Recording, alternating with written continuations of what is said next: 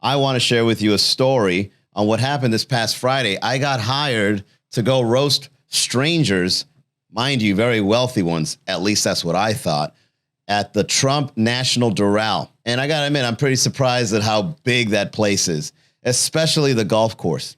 They dedicate so much property and territory just for people that are not in good shape to ride around in golf carts and play the sport. It's incredible. Me and my friend Jay McCord, which is also a comedian here in the city of Miami, we are just insulting these people that we hardly know anything about. It even came to a point where there was a golf cart full of what I'm assuming are the housewives of Doral, maybe even just a bunch of sugar babies hanging out because they're bored. It's like, oh my God, you're a sugar baby? Me too. Let's go get this golf course and go somewhere else. Yeah, my man is boring. Mine too. Oh my God. We have so much in common. We love money and we hate the guys we're with. And so they're driving around and then they stop to see us and, we're roasting them and then they get off and then we have this big twerk contest intermission, which we almost got kicked out for. That was no fun.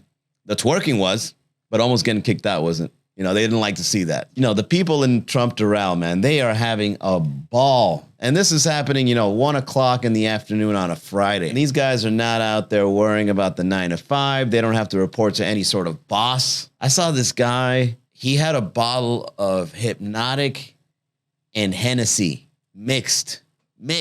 It's 1 o'clock, 2 o'clock in the afternoon. This guy is blacked out drunk playing golf. So these guys are riding around in a golf cart, drunk, lit, music playing, blurting out of the thing.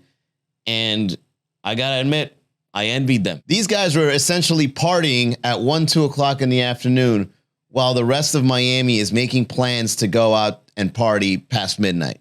So on this episode, I want to start naming what are the sports, what are the daytime activities that you can do here in the city of Miami where you can get lit as if it was a nightlife experience, but instead the sun is out. Okay, golf being one. Tennis.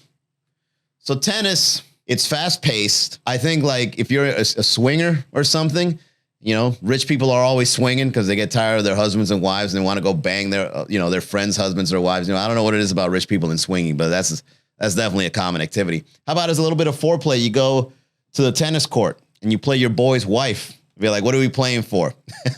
Oh, you know what we're playing for. Or it could be sponsored by some sort of ventanita, right? Who makes the best coladas? We're about to find out in the tennis court. And then, before you play the game, you take a shot of colada and you see who performs better. This player is sponsored by Carla Bakery. And this other one sponsored by Vicky's Bakery. Who makes the best coladas? Who has the best caffeine ratio in their coladas? Is it Carla or is it Vicky? That's the kind of thing I'm talking about we should be doing in Miami. And here's the thing about daytime sports. I mentioned this on a previous podcast, but I think that anybody that represents Miami in a sport needs to play the role thoroughly with a sense of fashion, attitude, and status. I don't know. You just got to wear bright Miami colors.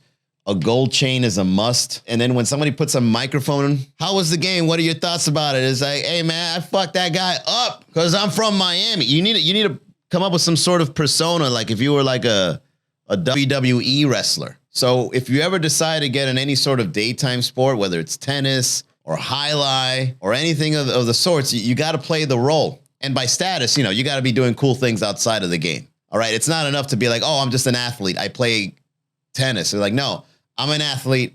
I play tennis and I run an import-export company of ambiguous products and services. Something cool like that. Can you tell us a little bit more about your import-export business? No, I'm only going to talk about the game. But I just want you to know that I'm out there doing big things outside of this. Are you worried if you win or lose? I don't care if I win or lose because I'm doing big things. This is just a hobby. Whether I win or lose, I'm going back to my penthouse. And there's going to be 4 hoes there. I don't know if you guys noticed, but the Marlins Stadium has really gotten popular recently. And that's cool. And the reason why I think the Marlins Stadium has gotten more popular is because it's essentially, it's a nightclub. The last time I went there, I went with Alex from Thank You Miami. Shout out to him. He was celebrating his birthday, and he took me to the Budweiser bar. And the Budweiser bar had a better view of the sport than the front row seats he got because it's raised up and you could just hang out in the balcony and just watch the game.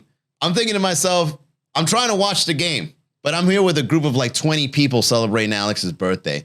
And they're all partying and getting drunk and taking shots and having a good time. And it's like, God, you guys know Chicago Cubs is playing the Miami Marlins right now, right? Oh, yeah, they're doing fine. What's the score? Oh, shit, 7-1. Oh, well, we'll drink to that. And then as the game is happening, we went downstairs and there's this downstairs nightclub. Hardly anyone is watching the game. We're all just like, they're playing reggaeton. Like you can hear in the background, like people like, and the ball is hit. You know, they're making the announcements, and then in where we're at, it's like boom, ba-doom, boom, boom, ba-doom, boom, boom. And that's what's great about Miami. Miami likes to have big events, but we want it in the background while we're partying. You know what I mean? Art Basel comes around. What do you got? Art in the background. Oh yeah, that's cool. I like the colors. Anyway, yeah, let me get, what's happening? Oh, the F1 is in town. All right, we're going to do a pool party down the street.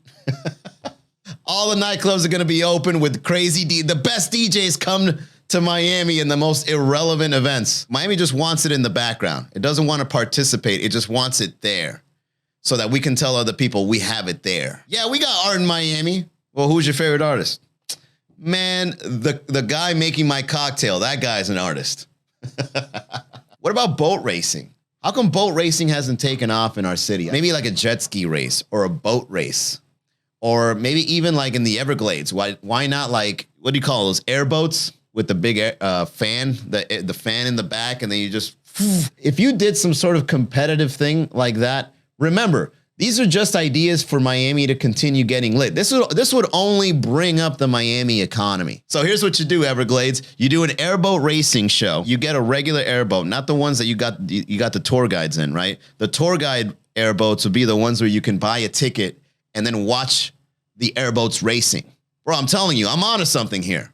Okay? Believe me, Everglades airboat racing is where it's at. Okay? And isn't it right next to the Miccosukee? Just make it legal to place bets on it. Why not? Taxed by Florida. The Florida tax. How much did you win betting on that airboat? 10 grand. Well, we're going to take 20% of that for what? To save the Everglades. What else?